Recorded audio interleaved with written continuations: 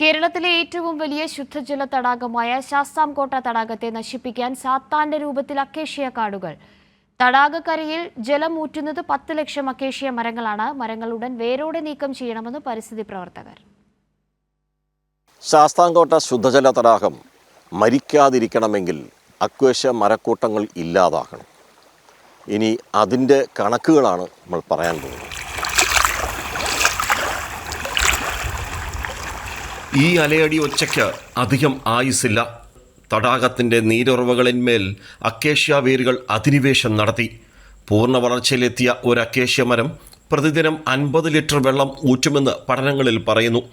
ശാസ്താംകോട്ട തടാകക്കരയിലാകെ സകുടുംബം വാഴുന്ന 10 ലക്ഷം അക്കേഷ്യ മരങ്ങൾ പ്രതിദിനം ഊറ്റുന്നത് പേടിപ്പെടുത്തുന്ന കണക്ക്. പൊട്ടിക്കിളിക്കുന്നതിന് കയ്യും കണക്കുമില്ല.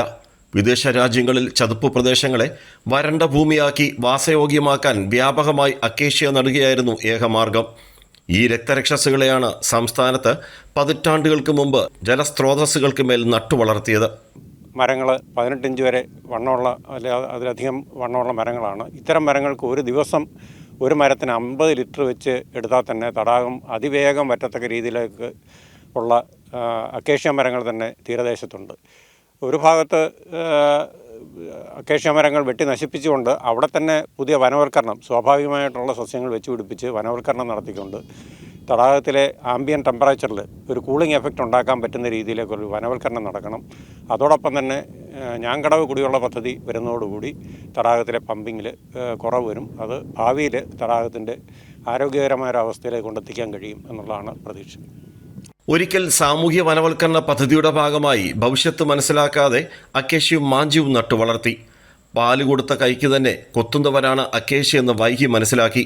തടാക സംരക്ഷണ പ്രവർത്തനത്തിന് വേണ്ടി അക്കേഷ്യ മരങ്ങൾ ഏകദേശം 10,000 അക്കേഷ്യ തൈകളാണ് അന്ന് വെച്ച് പിടിപ്പിച്ചത്. എന്നാൽ പിന്നീട് പഠനങ്ങളിലൊക്കെ ഈ അക്കേഷ്യ വലിയ തോതിൽ ജലം ഊറ്റുന്ന മരമാണ് എന്ന് കണ്ടുകൊണ്ട് ഈ മരങ്ങൾ കേരളത്തിലെ മുഴുവൻ സ്ഥലങ്ങളിൽ നിന്നും മുറിച്ചു മാറ്റുന്നതിന് അന്നത്തെ ഗവൺമെൻറ് ഉത്തരവായി. അങ്ങനെ 2015 ശാസ്താംകോട്ടയിൽ അത്തരത്തിലൊരു 4800 മരങ്ങൾ മുറിച്ചു മാറ്റുന്നതിന് ടെൻഡർ കൊടുത്തത്. എന്നാൽ മുഴുവൻ മരങ്ങളും ഇവിടെ നിന്ന് നീക്കം ചെയ്തില്ല എന്നുള്ളതാണ്. ഇപ്പോൾ അതിലേറെ ചെറിയ ഒരു അക്കേഷ്യ കാടുകൾ ഈ തടാകത്തിന് ചുറ്റും രൂപപ്പെടുകയാണ്. അപ്പോൾ ഈ അക്കേഷ്യ മരങ്ങൾ യഥാർത്ഥത്തിൽ ഇപ്പോൾ ഈ ശാസ്താംകോട്ട തടാകത്തിനെ ചുറ്റി ഇപ്പോൾ ഏകദേശം ഒരു 10,000 കണക്കിന് അതിൽ ഇപ്പോൾ ലക്ഷക്കണക്കിനായി വർദ്ധിച്ചിരിക്കുകയാണ്. അപ്പോൾ ഇത് നീക്കം ചെയ്തില്ലെങ്കിൽ ഇത് സമീപ ഭാവിയിൽ തന്നെ ഈ തടാകത്തിൻ്റെ മുഴുവൻ ജലവും മൂറ്റി ഈ അക്കേഷ്യ മരങ്ങൾ ഇവിടെ വളർന്ന് വലിയ വനമായി മാറുന്ന ഒരവസ്ഥയിലേക്ക് എത്തും.